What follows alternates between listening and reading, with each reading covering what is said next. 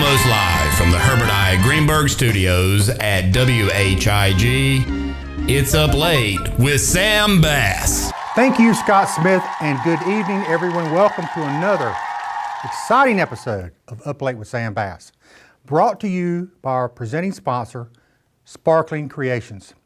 Folks, whether you're planning a party or a baby shower, hey, head over to Winston Avenue, right here in Rocky Mount, or check them out at their website, asparklingcreation.com. They've got everything you need, trust me. They've got everything you might need, including they have these new cool swig cups. And you know how much I love a good swig. So, I will say one thing about this cup. It actually holds a little bit more than I realized. I had gone over to the Bakelite Boys. They have a free concert on Monday nights in Wilson.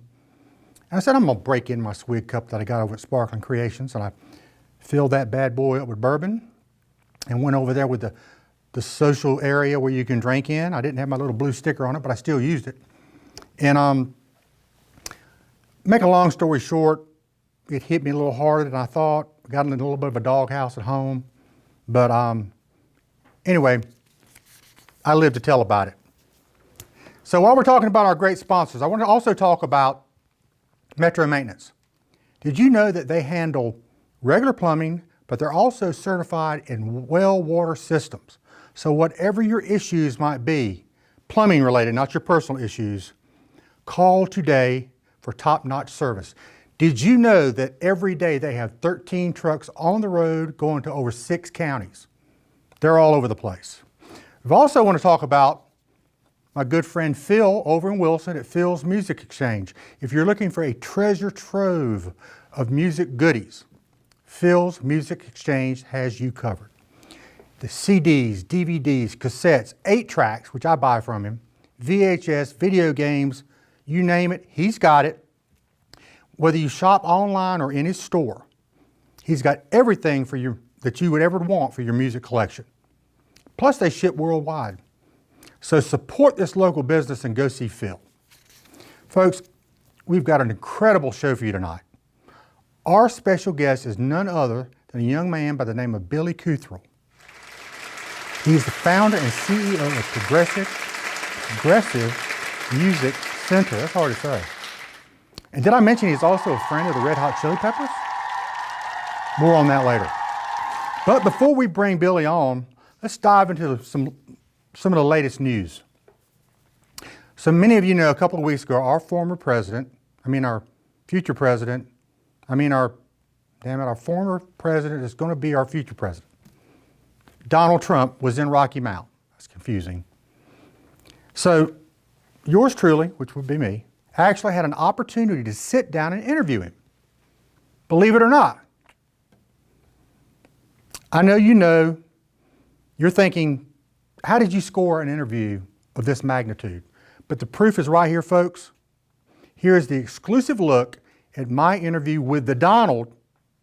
Let's take a look.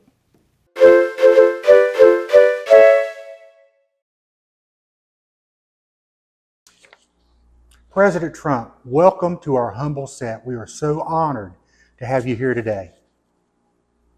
Thank you. And my first question for you is, if you could build a wall around anything, what would it be, where, and why? I'm building a wall, okay? I'm building a wall. What's that?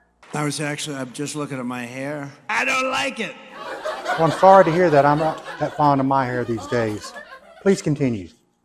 Am I allowed to go back and recomb it? But let's move on. If you could fire anybody from history, who would it be and what would you say? A little bit of a long answer. I hope you have time. But let's move on. Next question. In the past, you've looked into election frauds, possible crimes committed by the Biden family, and you've even looked at a solar eclipse without wearing the glasses. Is there anything particular that you're going to look into once you take office again in 2025?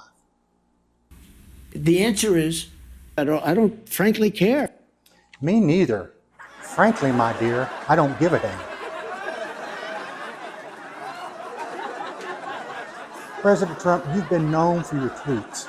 If you could tweet something to your younger self, what would it be? You are being treated so unfairly. Next question. If you could have any celebrity as your vice president, who would it be? Me, I'm sure.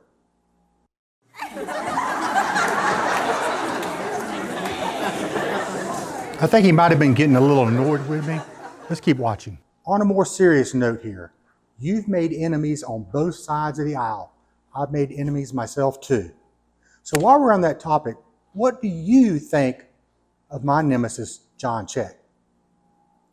He's a Mexican. We're building a wall between here and Mexico. Well, actually, I'm pretty sure that he's not a Mexican, but he does like Mexican food. Eat a lot of jalapeno. I have no idea who he is. Never saw him, never heard of him, and don't want to hear of him. Yes, I know this interview is supposed to be about you, but I want to ask you something else about me, okay? What do you think of our audience? How many people do you think watch our show? I think the number is going to be 15 million people by the time you end this. By the end of this year, I think the real number is going to be 15 million people. They come from prisons. They come from mental institutions, insane asylums. They say, sir, please don't use that term, but it's true. Switching gears a little bit, would you ever consider posing for Playgirl magazine? I certainly might if I think it's appropriate. You've had quite a few famous catchphrases over the years, like drain the swamp or you're fired. Do you have any new catchphrases in the works? Maybe something like make my hair great again? What I say is very simple, because you can't put words in my mouth like that. But let's move on. You've been a businessman, a TV star, and a president. If you could start a new career tomorrow, what would it be? When I was throwing paper towels to the back, they were all having fun. Everybody, and the fake news came, oh, that was very disrespectful to be throwing towels. Next question. Okay, that's enough. Sorry, I apologize. Let's go. I'll see you in a little while. Thanks. Where'd he go? Was there something I said? Maybe it was that Mexican food he had for lunch. Possible? Well, that's it, folks. My exclusive interview with Donald J. Trump. Isn't it funny how politicians have a way of avoiding the actual questions and just saying whatever they want to sometimes? That interview is proof in the pudding. So don't you walk away. We're going to be right back with Billy Cuthrell. Sit tight.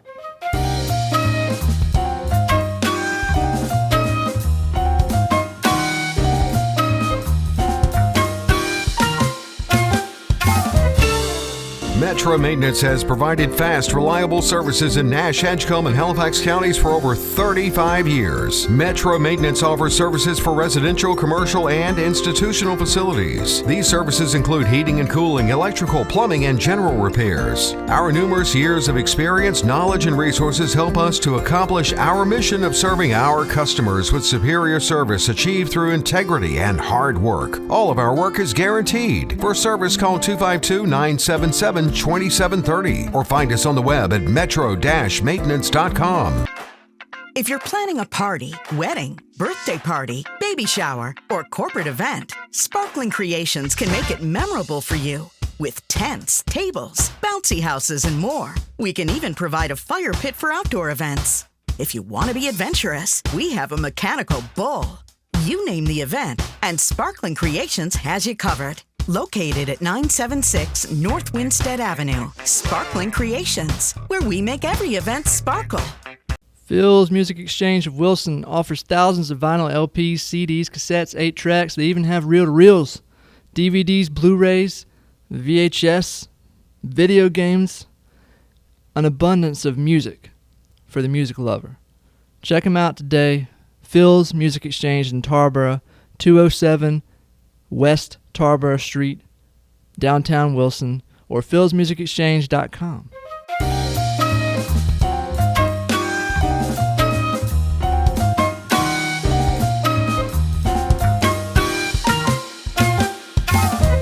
We're back, and as promised, Billy Cuthrell is here.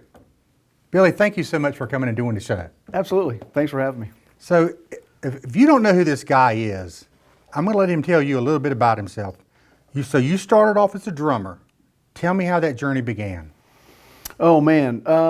So, started off once a drummer, always a drummer. Still a drummer now, still perform. But I was living in Ayden, North Carolina.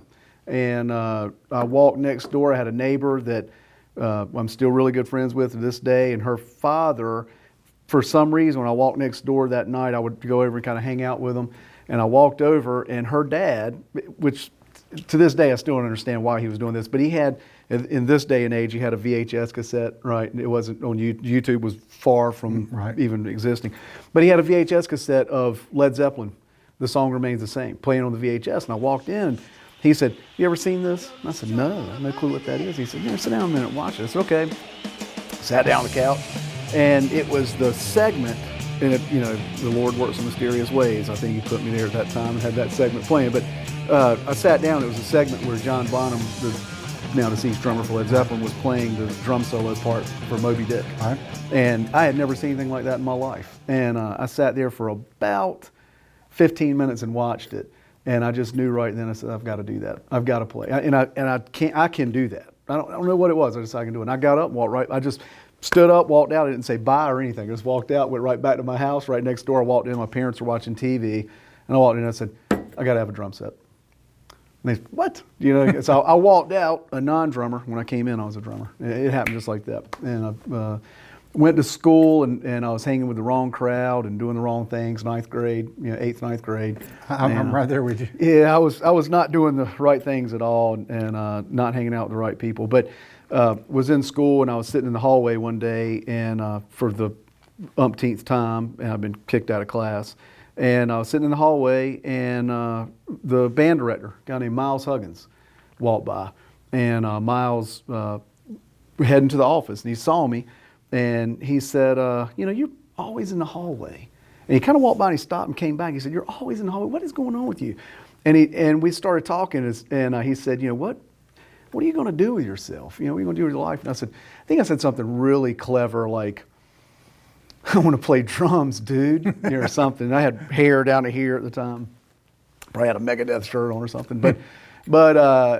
And he said, "Okay, well, if you want to play, come down this afternoon and band rehearsal after school." And I'd never played in a band before, never really played drums before. Right. And I thought, I'm not doing that. Only nerds hang out down there. And somehow, stroke of luck, my ride left me that afternoon, so I had no choice. And I kind of walked down there looking for a ride home. And I stuck my head in the band room just looking to see if one of my friends was in there to see if I could motion to him, I need a ride, or whatever. And Miles says, "Oh, hey, Billy, come on in." I went, No, I'm good. "No, come on in." I said, "No, I'm good." "No, come on in." I said, "All right." And I walked in there, and 45 minutes later I walked out. Life had completely changed, and I'll never look back. Miles Huggins, I really credit him for everything I've done up to this point. So tell me about this so-called camping trip that you told your parents about. Yeah, so that was 9th grade, and I had started to... 9th grade, folks. 9th grade, and this was back when you still rode pterodactyls to school and things like that. And so I had a dinosaur of a pickup truck. I had an old Ford Ranger pickup truck, and 4 on the floor, and I was starting to learn to play a little bit, and just decided, I'm going to move to California. I'm going to be the greatest drummer on the planet. This is what I'm going to do. But if I'm going to do it, I'm going to find the best teacher on the planet. I'm going to find the guy, because I'm not going to find it in Ayden, obviously. Uh-huh. There were great drummers, but the guy wasn't there, And so I decided I'm going to go hunt down the best there is. And there was a guy named Jim Chapin. And Jim, his son, a lot of people know Jim from his son. Jim's son was Harry Chapin. And a lot of people know Harry from his famous song, Cats in the Cradle. So Jim had written a book back in the 40s that changed the face of modern drumming. But before Jim wrote the book, if you played ding, ding, ding, ding, ding, ding, ding, if you did that on a ride cymbal, right, you did the same thing here. Ding, ding, ding, ding, ding, ding, ding. Right now, what happens is with, ding, ding, ding, ding.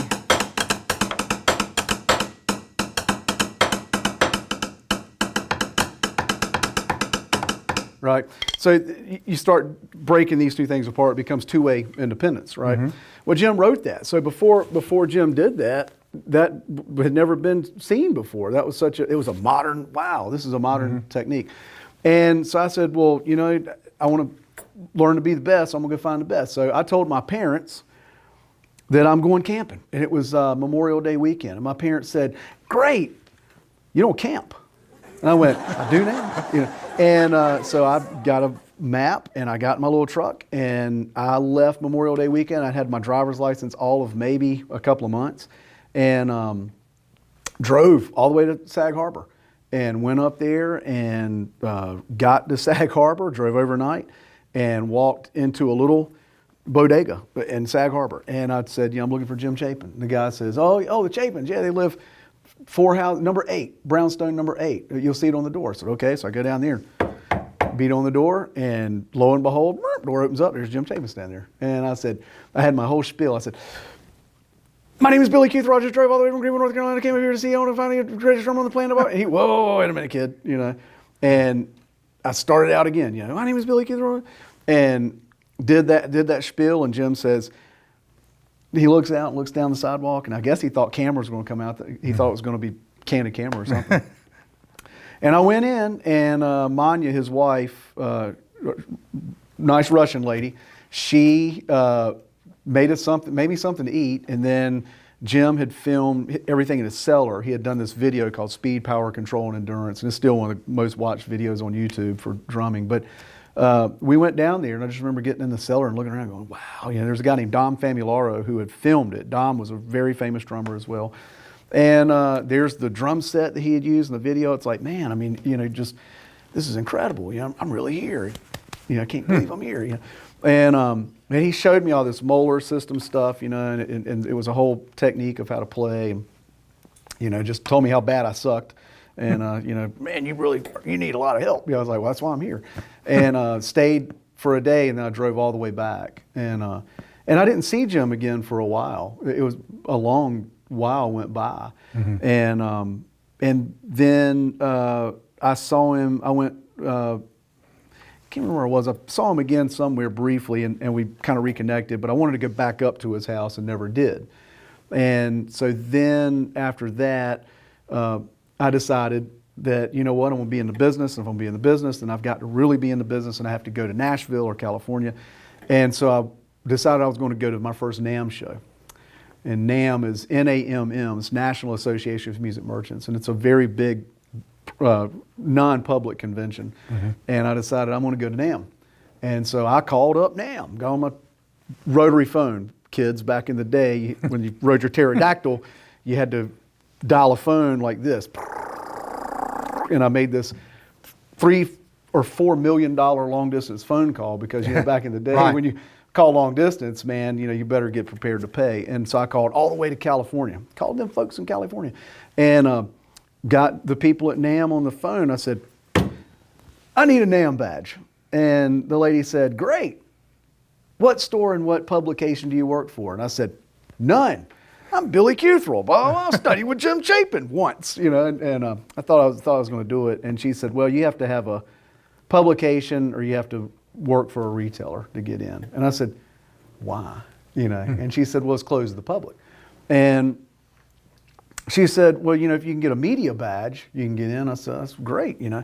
So I called around and tried to get a media badge. I called Modern Drummer and all the drum magazines, and of course they went, no, you know, and hung up, you know. And so I said, well, you know what, I'll make my own publication.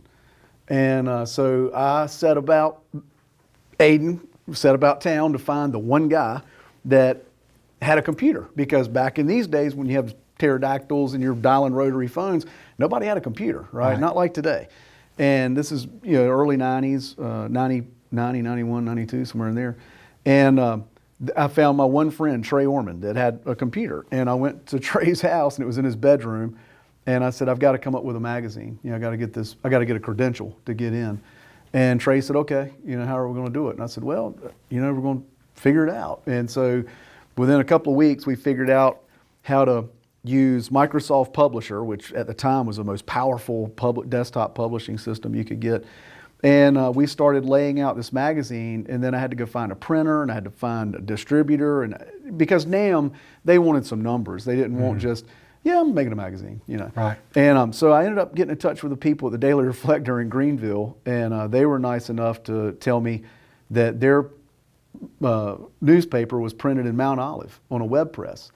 And they said, call them, they'll print it for you. And I said, okay, sure. So I called them, and Mount Olive walked me through the dimensions and how to do it. And they said, you know, like I'd done it before. And I finally told them, I said, I've never done this before. You know, I've never in my life done this. I said, okay, we'll get it together, bring it over. So I did. And I needed an interview. I needed a top interview. Right. So I called Jim Chapin. Of course you did. Called Jim. And Jim said, yeah, okay, I'll do that. You know, I said, great. And called Jim, and I got a little micro cassette recorder. And this is how I did the interview. So Jim, tell me about blah, blah, blah. And I would put the micro cassette recorder to the phone, you know, like that, and hope that it picked it up, you know. And I found a lady in town that would take the interview, pardon me, and she would type it out. She would transcribe it for me. And I said, great, you know. So she transcribed it, and so she did that. And then I said, well, you know what? I need some ads. I need some sponsors too, right? So I went out and talked to the drum shops. I got Steve Johnson at 2112 in Raleigh at the time to be a sponsor. And I think I did an interview with him. But anyway, we get the thing together, and I took it over to Mount Olive, to the press, and they put it on a table and showed me how to do it. And this is what, you know, that's what we got. And that was it. That was it. And there's Jim's interview, and it was on tabloid size, and 1995. And so we did it, and that's how I got my NAMM badge. And actually, right here, right? Yeah, and actually, you know what? I told you wrong. This is actually the second. This is actually the second one. The first one, I don't even know if I have a copy of the first one anymore, but this is the second issue. But the first issue is what got me that. That was my first NAMM badge.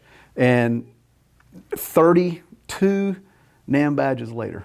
Wow. 32 years of that thing. And it's incredible. But my first show, I just remember, you know, we drove all night. But back to this, I did this. We printed 60,000 copies. God. And it cost me like $300. I think I borrowed the money from like every friend I had or something. And we did 60,000 of them. We bundled them, and we wrapped them in Piggly Wiggly. We got Piggly Wiggly grocery bags, and we cut them open, wrapped them up in Piggly Wiggly bags, bundled them, stamped our return address on it, and we were calling, again, we were spending, you know, hundreds of dollars making long distance phone calls. We were calling overseas, we were calling London, every drum shop I could get a hold of. And we would call, hey, I'm with Drummer's Jargon. And, you know, yeah, this is Billy Cuthrell with Drummer's Jargon. We're a big drum publication in the United States. You've probably heard of us before. You hadn't anyway, but no problem. We're going to send you for free 500 copies. Oh, you want 600? Oh, you want 300? We're going to send you 6 anyway, you know, because I had to have some numbers, you know, for NAMM. They wanted it audited, you know. Right. And so that's how I did it. And sent them out and got my first NAMM badge. And, you know, it just all kind of culminated from there. The rest is history. So I want to back up a little bit. Sure. So your first band was Fountain of Youth. Right, yep. Tell me a little bit about that and when you started that. Yeah, so I was, during this period in time, during Drummer's Jargon and this 95 time period frame, I was just kind of coming out of that band Fountain of Youth. So when I was in the 9th grade, and I was talking about my band director, Miles Huggins, walking by and kind of saving me from, you know, the depths of hell in a handbasket sort of thing. I decided I was going to start a band. I said, you know, if I'm going to be a drummer, man, you got to have a band. Can't be a solo drummer, right? You know. And so I recruited my best friend growing up, Steve McGlawhorn, who was a little bit older than I was, to play bass. And I'd already been kind of fooling around with some local guys in the Greenville area, a guy named Reed Williamson, and another friend of mine, Steve Seaberg. We had already been kind of playing, which, funny thing, that's how I knew my wife from them. We kind of met her way back in the day, back when she was in high school, I was in high school. We kind of all ran that same group. We never really hung out, you know. And it's funny how small the world is, you know, when you really start thinking about it. But so I was kind of playing with those guys and just doing my thing. And I recruited Steve, and I said, you know, this is the kind of band I want to put together. And then we went out and got a couple of guys who were living in the Greenville area, much older than us. And we started this band, Fountain of Youth. And I was still in high school. Everybody else had graduated, and the band just really took off. We just had a unique sound. We just had something real different at the time, and we. So I did read that there. you ended up opening for the Red Hot Chili Peppers. Tell me about that. We did. We opened for a lot of bands at the time. So we were running that same route that a lot of bands were running. We were playing the Attic in Greenville, which Joe Toronto had at the time. That was really my first introduction into music too. Joe hired me. I was a 14-year-old kid skateboarding around downtown Greenville. And I'm out there on the sidewalk one day, and there used to be a place on the corner downtown Greenville, which is now a skate shop, but it's called Rocket Music. And we all hung out in there. And Joe came out and he said, "Hey, you want to work the Ramones show tonight?" And I said, "Of course I want to work the Ramones show tonight," And he let me in to do that. And so we were all kind of growing up in that scene and that kind of that general area. And because of that, you just became friends with people. You just knew them, right? And so one of the bands we became friends with was Hootie and the Blowfish. We knew Darius and Sony and those guys pretty well.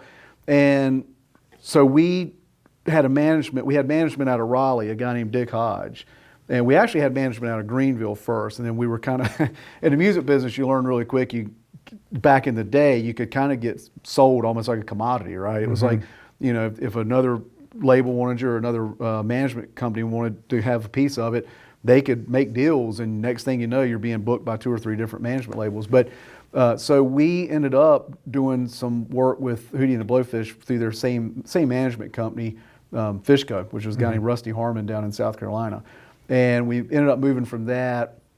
We quickly figured out we weren't the right match with Fishco. And, it's kind of like oil and vinegar kind of thing. It just didn't mix very well. Right, yeah. I mean, we all loved each other. We all got along great. Just the music style was really different. Right. And so we ended up moving back to a different management group. And they got us a lot of opening dates. One of the opening dates was with Red Hot Chili Peppers. And at the time, Red Hot Chili Peppers were big, but they weren't what they are now. Right. They were big, don't get me wrong, but they weren't the planetary superstars they are now. And that was just a really fun time period with that band because we were just traveling all the time. And you're young, you're making a lot of money. My parents, I remember a conversation we had at a school event because I was playing so much, I was missing a lot of school. And, we would play a show and I would come home at 2 or 3 or 4 o'clock in the morning and try to get to school the next day. And I would sit in class, like this. Oh God, it's like, man, I'm just dying here. And my parents, we were at an open house or something, and they were kind of talking about my long hair and on my late nights and blah, blah, blah. And I just remember Miles Huggins stepped in again, my band director, and he said, "That long hair is making him a lot of money, though." And he was right. Yeah. And for that time frame, I was making good money. And but we were opening for bands and traveling and doing that kind of thing. And then I just kind of got to a point where I said, I think I want to do something else. I don't want to keep doing this. I want something more stable because trying to sit around wait for the phone to ring for a gig can get scary. So I want to talk to you about your friendship that you forged with Chad from the Red Hot Chili Peppers. Okay. We're going to hold up one a minute. We're going to take a word from our sponsor. When we come back, we're going to hear that story.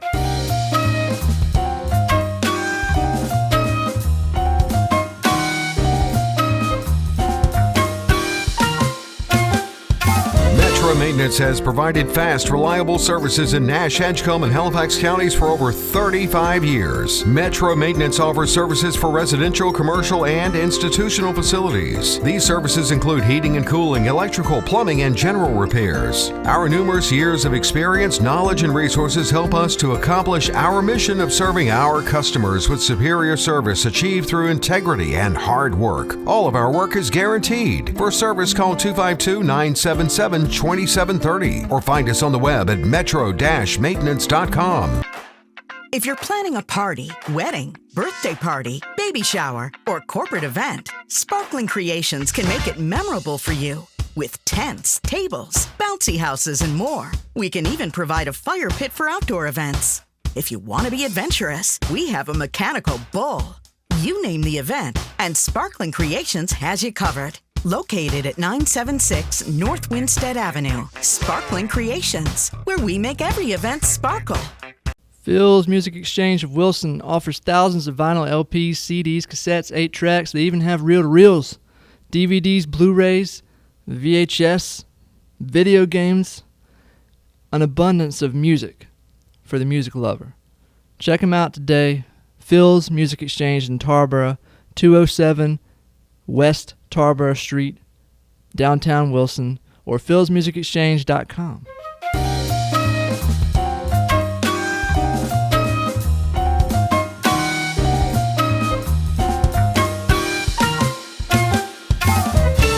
We're back with Billy Cuthrell.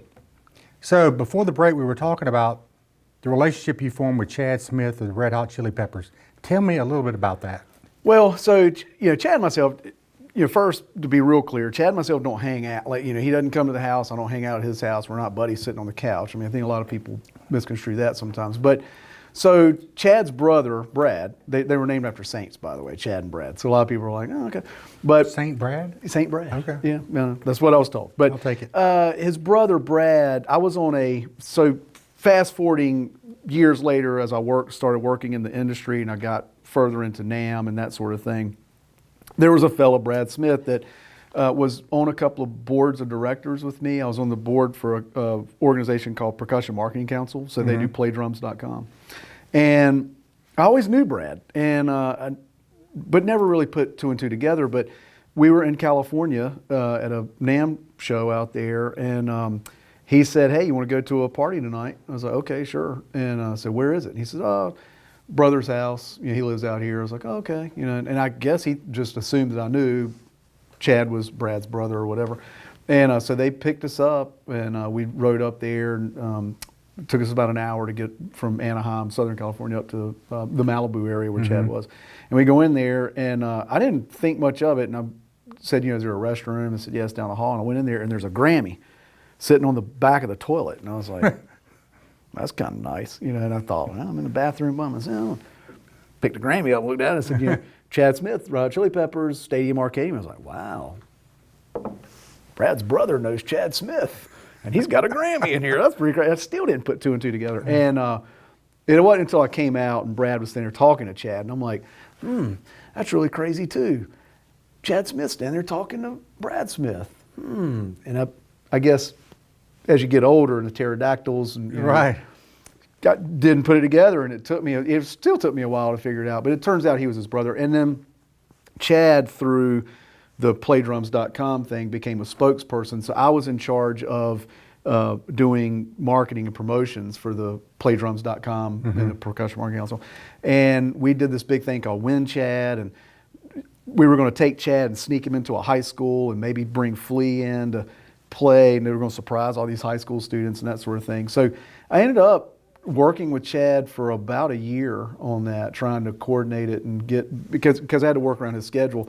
And then in the interim, I went to Washington, D.C. with NAMM as a delegate to talk about music education in schools and how important it was. And they love to bring people out that were kind of like me, that have that story of, you're sitting in a hallway and your band director saves you, and that's why music's important in schools and that sort of thing. And it is. I totally agree with that 100%.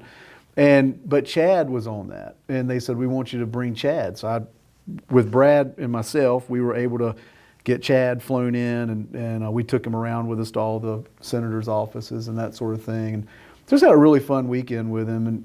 But we ended up flying to Pittsburgh over a weekend, or maybe a couple of days during the week or something. I can't remember what it was. But it was filmed. Like, the whole thing was filmed and put out there. We surprised 3,000 kids in a high school with Chad Smith. And he comes running out of the locker rooms in the little auditorium, and then here comes Flea playing bass, and we had a blast with it. It was a lot of fun. And so during this time, you've told me before, when they had the big Chad Smith, Will Ferrell drum off on Jimmy Fallon, you were with him the day before that, correct? We were in D.C. Yeah, we were in Washington, and we were sitting in a senator's office. I don't know what senator it was now, but might have been Richard Burr. My niece worked for Burr for a while, and then she worked for several on Capitol Hill. But I don't know. I can't remember. But we we were sitting there, and his phone, and he finally says, "Excuse me for a second." He says, "I need to see what's going on with this." And he looks at it, and he hands it to his, he had an assistant who was with him.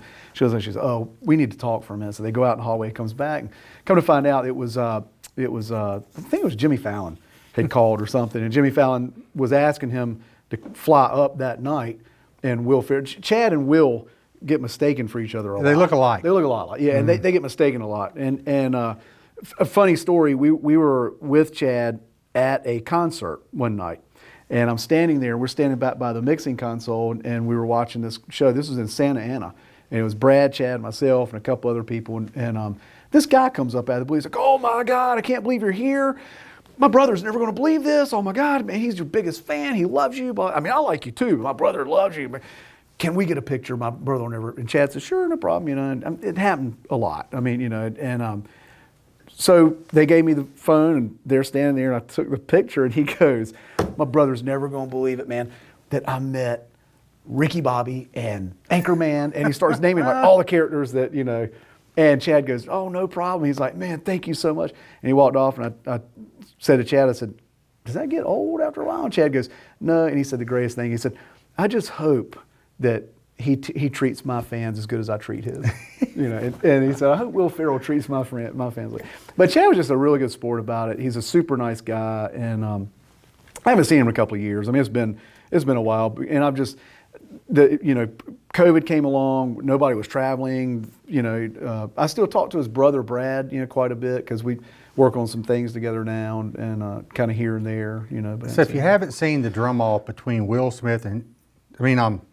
Ferrell and Chad Smith, go and look on YouTube for it because it's great. Just absolutely hilarious. Well, it's funny listening to him trying to figure out the wardrobe because they want him to wear the same things. So they're trying to figure out the wardrobe with Chad, with us in D.C., and trying to figure out with Will in New York, and it was just, you know, I mean, it just that's funny stuff. Yeah, funny, pretty neat. So you also work with Patrick Swayze and John Travolta on production music. Is that true? Tell me about that. Well, that goes back to when my wife and myself moved to Wilmington from Greenville, and so we were down there. And what happened is, I was trying to do studio work, and so I was working through I was in a band. I think it was a swing band. I can't remember the name of them now. It's Rockabilly, and we did a rap party for Dawson's Creek, and we were on one of the sound stages, and so the following couple of weeks, I was getting calls to go back to the movie lot, and we were out there, and it was at that time it was Screen Gems at the time, which is now different. It's been sold. Dino De Laurentiis, I think is who ran it. He did Firestarter and that sort of thing. Oh. But you would walk around out there, and there were, you know, here goes. I remember being out there one day, and you know, Patrick Swayze is out there. You know, it's like, man, it was really wild. And but they were out there just doing they did documentary work and stuff like that. And I was in the studio, and they came in. They were in there cutting vocals and that sort of thing. And pretty cool. The coolest story about that is I was downtown Wilmington, and I was walking up the sidewalk. I'd been down there for something, and it was really cold. It was a January day, and the wind's blowing straight down the sidewalk, and I'm kind of bundled up like this, trying to walk into the headwind. There's another guy, and he walks by me, and as he walked by me, I thought, man, that guy looks really familiar, and it dawned on me, it's Clint Eastwood. Whoa. And I said, man, it's Clint Eastwood. And I turned around and went back, and he was gone. He went around the corner and just disappeared. It was really wild, and I thought, that's crazy. So a week or so later, I was out on the movie lot, and I had mentioned to somebody out there, I said, I think I saw Clint Eastwood downtown Wilmington. And they went, oh yeah, he's got an office here now. And he wasn't there, he'd already gone back, but he had a plaque on the door that said Eastwood Productions and that sort of thing. So Wilmington was really, at the time, was really booming with a lot of at the time it really was. Yeah, before all the tax credits and stuff went away. But. So you've been on the cover of a few magazines. Right, Music Inc., yep. Mm-hmm. Tell me, Music Inc. and what else?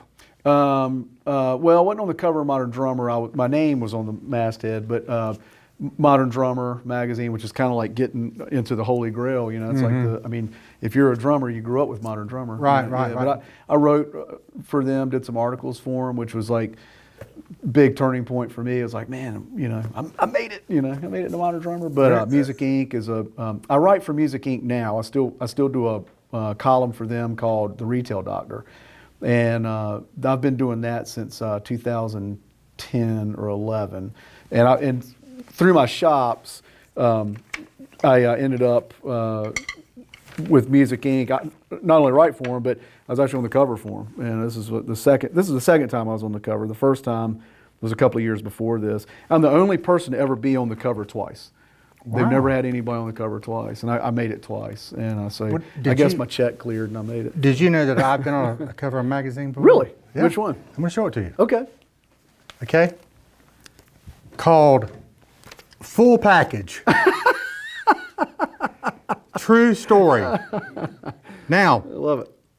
you should see the centerfold. I love it. Okay. You want to see it? Yeah. Maybe not. Okay. Maybe Full later. package. Maybe later. Just kidding around with you. So I want to go back. We're going to go back and talk about Progressive Music Center. Tell me about what happened there. Well, Progressive Music Center is really, I mean, you know, I'm really better known for my work with Progressive Music Center than I was as a performing drummer. That's where I just spent the last 25 years of my life.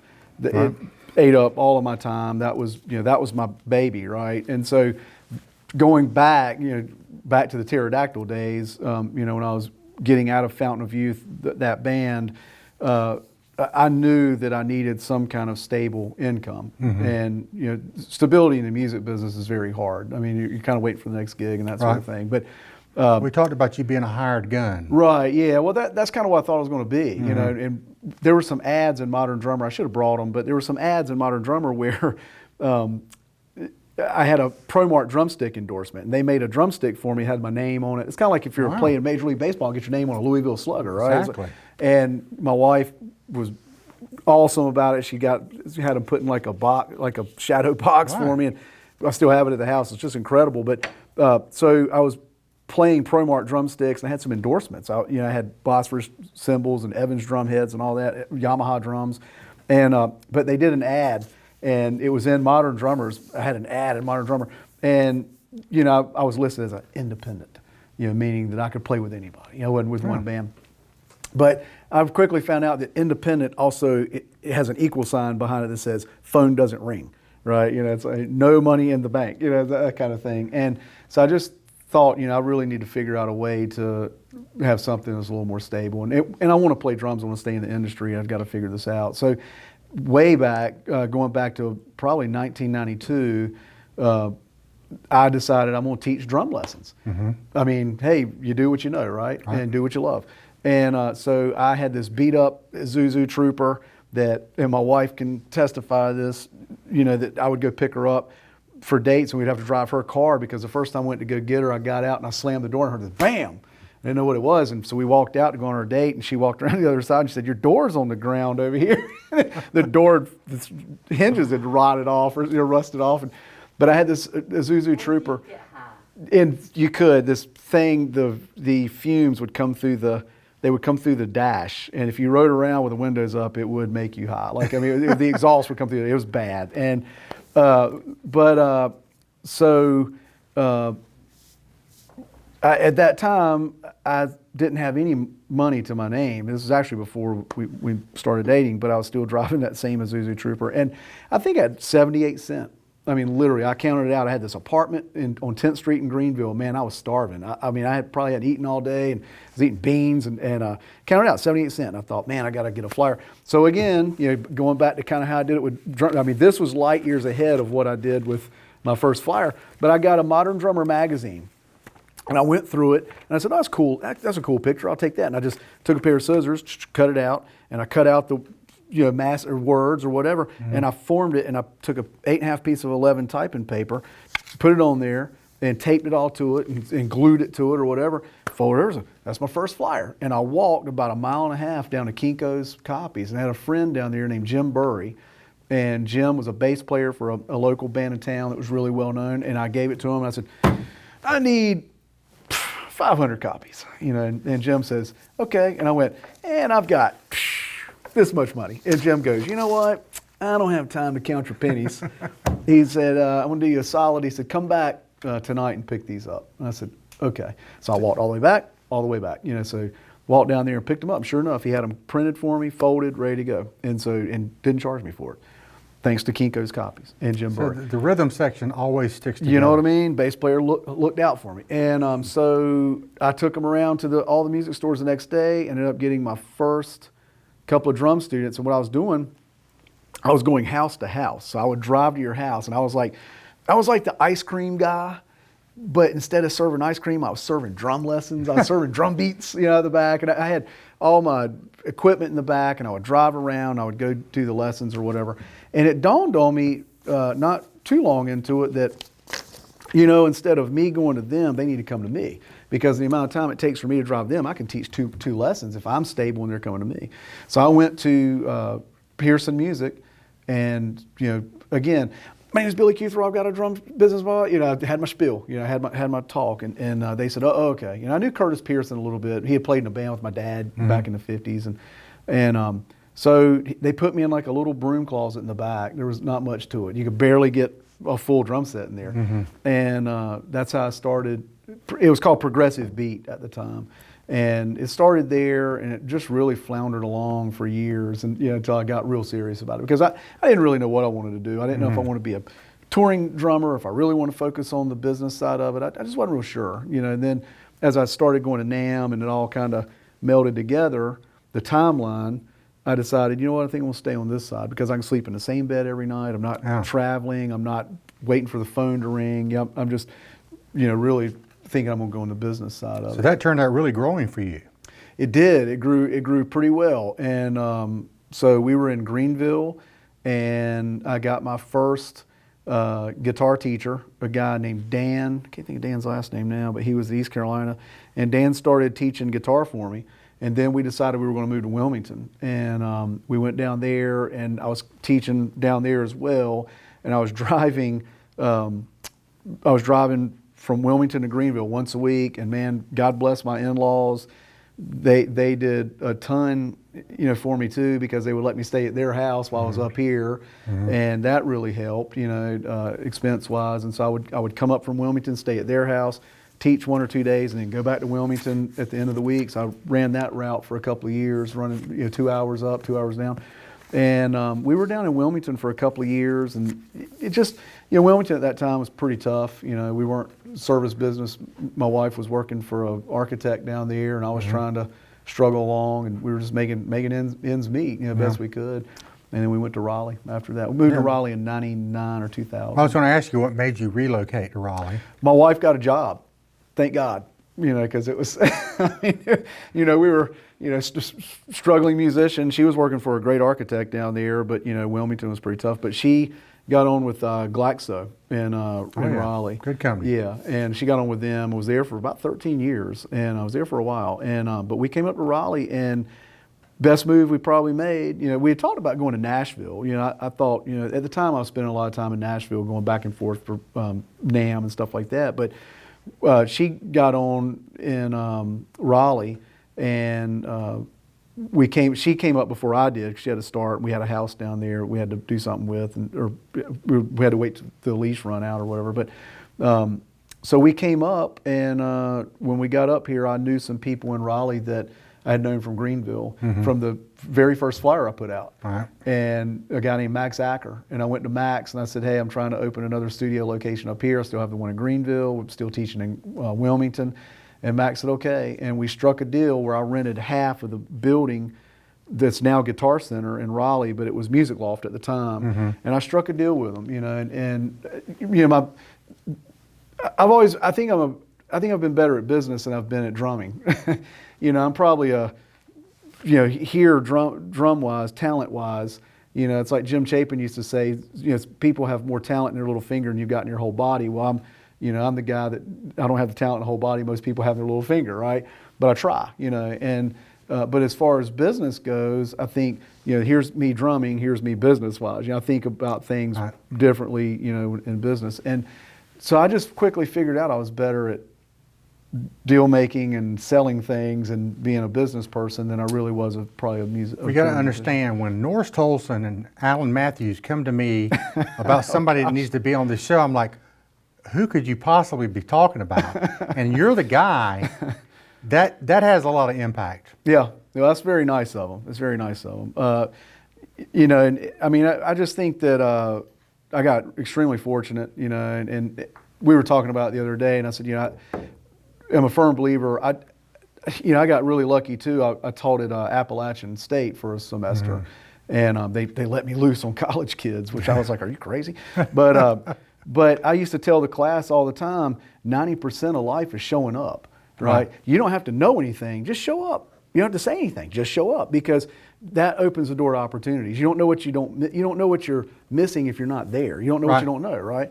And so, I think I've just been extremely fortunate that I had the energy to get up and just show up, you know, and I think that's a lot of it, you know. Yeah, so, I mean, it's a crazy story. You're almost like the musical Forrest Gump. You're falling into every possible category that could be a good thing. Right, yeah. So I want to throw a couple of names at you as drummers. I want your opinion. Okay, sure. Stuart Copeland. Stuart Copeland with the Police. That's right, with the Police. I've met Stuart on a couple of occasions. I've been super fortunate because of my association with NAMM and just being in the business for so long that I've been around a lot of these guys. And you kind of, when you're around them and cameras aren't going, you kind of see the true character. And you're always told, don't meet your heroes, that kind of thing. And, you know, I've met some of my biggest drumming heroes, and they've been some of the coolest people on the planet, and some have been some of the biggest letdowns on the planet. Stuart was really a nice guy. You know, I don't know how he has the energy he has at his age. I mean, and Stuart's not an old guy, but he's just, I mean, Stuart still, I mean, he still plays really well. Great player, you know, and I mean, the Police, come on. I mean, it's some classic, that's some really, really classic stuff, yeah. Ringo Starr. Ringo is a musician, not a technician. And that's an important thing to understand about a lot of musicians. You either play for the song or you play to the song. And you figure out what you're serving, right? And I love Ringo's playing because he plays to the song. He plays it more like a guitar player. You know, if you listen to his parts were really based off of what George Harrison and what, you know, what was really going on, not what McCartney was doing on bass. It was really based on what Harrison and what Lennon were doing on guitar, and really the vocal track. You know, and Ringo's on record, I think, saying that. You know, but another great player. You know, and just the recording techniques. I mean, he recorded 90% of his parts with tea towels on his drums. You know, I mean, it's really interesting. I'm almost afraid to ask you, because I know it leads to a lot more. Right. Neil Peart. Rush. Neil Peart from Rush. That's right. Neil, phenomenal player. Neil was always an interesting outlier to me because Neil, and the whole band Rush is interesting. You notice they never did solo albums and they never played with anybody else, right? We see the same thing with the guys in U2. You see the same thing with the guys in Metallica, except for Rob Trujillo, Metallica's bass player. He was in Suicidal Tendencies, Ozzy Osbourne, that kind of thing. But you never see those guys doing solo albums because I think they're great players, but they know they're great as a whole. So the sum is greater than the parts, right? And Neil was always like that. You know, if you look on YouTube, Neil did do some solo stuff outside of Rush, but he did a Buddy Rich tribute album, which, you know, greatest of all time, Buddy Rich, right? I mean, there's some guys out there now that would take it to a next level, like Vinnie Colaiuta, Dennis Chambers. You know, guys. There's a guy, Thomas Lang. There's another guy on YouTube. There's some Brazilian guy that's just, this guy's a freak of nature. He's a mutant. You know, I mean, nobody should be able to play like that, But Neil, you know, when you listen to him in the Buddy Rich thing, Neil was great, but he just, you know, there were other guys that really just ran circles around him. So he was really fantastic in that Rush idiom. Right. But you take him out of that, and it's like, you know, it's kind of interesting. You know. So Buddy Rich or Hal Blaine? Buddy Rich, yeah. Buddy, Hal was another musician, not a technician.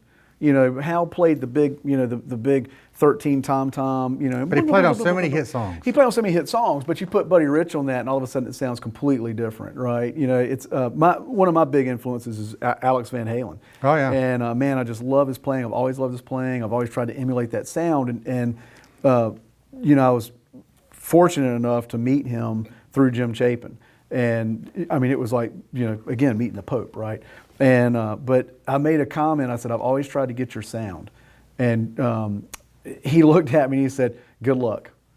He said, because I've always tried to get my sound too. You know, and you just can't, the way he hits the drum and the way I hit, if we played the exact same drum, it would sound different. Right. It's a feel thing, it's a touch and a feel thing. So look, we're running out of time here. There's something I want you to do. Running me out of town. Running out of town. We mentioned Will Ferrell. Oh gosh. I want you to play the cowbell real quick. Like I said, we're out of time. Right. Really quick. So look, Huh? Oh, no way. hey, thanks for coming on here, man. This has Absolutely. been a great thanks for having me. conversation. Yeah. I really appreciate Yeah, it. absolutely. Gonna have Thanks to for have you having back. We got more to talk about. Oh, yeah. Sit tight. I'll be right back.